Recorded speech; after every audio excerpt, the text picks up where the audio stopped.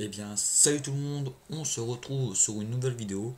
Donc, ce sera pas une vidéo avec des images, enfin, ce sera pas une vidéo, ce sera justement des vidéos avec images au fond.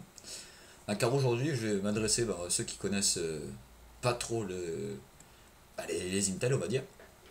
Ah oui, car aujourd'hui, quand on regarde les références d'Intel, il y a 4 chiffres, non, 4 noms, excusez-moi, putain, voilà. Enfin bref, il y a plein de références qu'on sait pas trop des fois, même moi je connaissais pas. Et ben du coup aujourd'hui je vais vous dire quoi signifie, quelle lettre signifie et tout. Donc on va parler plutôt sur les processeurs Intel. Donc je vais vous mettre des images au fur et à mesure de la vidéo, hein. Donc quand on voit un processeur Intel, par exemple, je sais pas, je prends je sais pas, ouais, bref, on voit le nombre.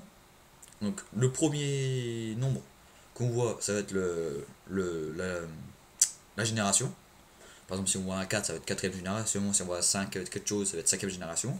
Ensuite, les trois derrière qui vont suivre, ça va être juste le modèle, tout simplement. Euh, Ensuite, des fois, sur certains processeurs, on voit des lettres et d'autres non. Donc, quand on voit pas de lettres, c'est un processeur basique comme ça. Si on voit une lettre, donc du coup, si par exemple si on voit un S, ça veut dire que la consommation va être légèrement inférieure par rapport à des processeurs de base. Donc il va être forcément plus lent. Donc ça veut dire vers 100, 300 MHz plus lent. C'est quasiment rien, hein. Mais bon, voilà. Et la, la fonction Turbo Boost, donc je vais en venir après, du coup va être, va être non pas présente, on va dire. Ensuite, ensuite quand on voit un R, c'est la génération Aswell, donc une génération qui est pas très récente.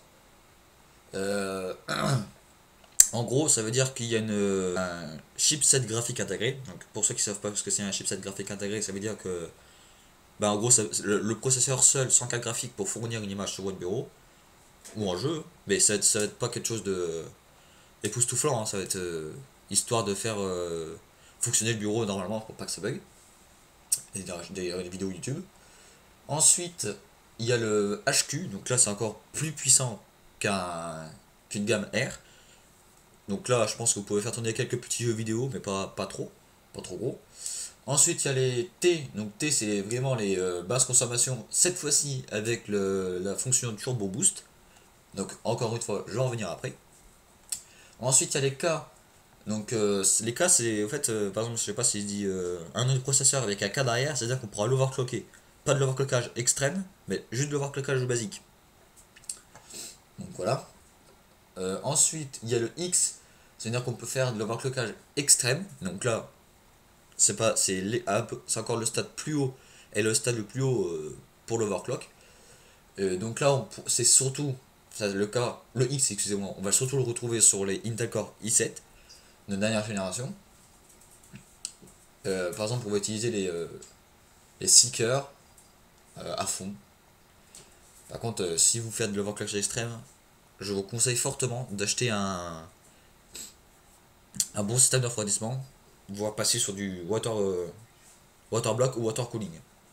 Parce que je pense pas que le ventira d'Intel fourni avec, je pense pas qu'il va suffire. Ensuite, on va passer à la gamme Intel, mais cette fois-ci mobile. Donc, je sais pas s'il y a des nombres sur l'Intel mobile. Enfin bon, je sais qu'il y a des chiffres encore. Donc, quand on voit un Y, c'est les beakers, donc des très basses consommations, qu'on retrouve souvent sur les tablettes et les portables hybrides. Ensuite, il y a la gamme des U, les processeurs Intel Core Mobile Beaker, de basse consommation, qu'on retrouve souvent dans les Ultrabooks. Donc, petite référence comme le MacBook Air, par exemple. Ensuite, nous avons la gamme des M, donc les Intel Core Mobile Beaker, un peu puissants, enfin assez puissants, avec une fréquence plutôt élevée pour un portable, donc pour un ordinateur portable. Euh, on va dire qu'il est à peu près normaux, en moyenne, en puissance, comme les MacBook Pro 13 comme les MacBook Pro de 13 pouces plutôt. Et puis voilà. Ensuite, nous avons les MQ. Donc en gros, c'est du 4 cœurs puissant, on va dire. En gros, c'est un processeur 4 cœurs qui sont assez bien développés. Qui est très bien pour les ordinateurs de 14 pouces ayant un gros besoin de puissance. Donc par exemple pour les jeux, les petits jeux et les usages professionnels. Ensuite, il y a le HQ, processeur très proche du MX, donc avec une partie graphique intégrée, bien plus puissante, comme petite référence de carte graphique comme une HD 5200. Ensuite, donc les dernières références, nous avons du MX. Donc ça c'est là vraiment la gamme pour vraiment les téléphones mobiles ou alors les ultrabooks vraiment extrêmes. C'est là, bah, voilà, le plus haut de gamme qu'on peut voir chez Intel. Ce sont les processeurs mobiles les plus puissants et on retrouve ça en général sur les ordinateurs 16 pouces destinés aux joueurs, hein, ou alors vraiment sur du professionnel. Par exemple, quelques petites précisions de référence, par exemple les derniers Alienware 17 et 18 pouces l'utilisent justement. Donc ensuite, les Xeon, voilà. Alors les processeurs professionnels, les Xeon. Donc les Xeon en fait c'est vraiment des processeurs très très très stables et surtout très puissants. Donc c'est vraiment pour les professionnels. Et ensuite le Turbo Boost est en fait une technologie que Intel a inventée. En fait ça va permettre d'augmenter la fréquence de certains cœurs quand d'autres quand d'autres cœurs ne sont pas utilisés. Voilà, donc on y a droit souvent dans l'Intel Core et les Xeon. Et donc voilà.